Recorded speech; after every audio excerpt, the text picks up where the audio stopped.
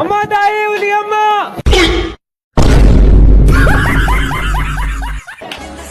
ಇದು RCBಯ ಹೊಸ ಅಧ್ಯಾಯ.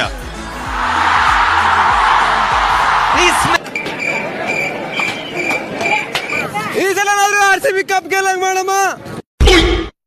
Once more! Once more! Once more!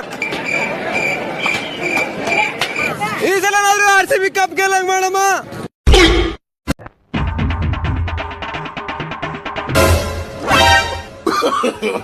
No, no, no, no.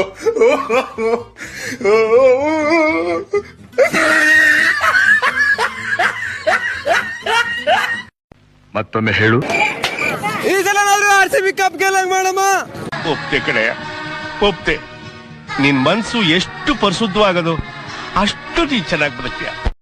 That it's not E Sala Cup namde, it's E Sala Cup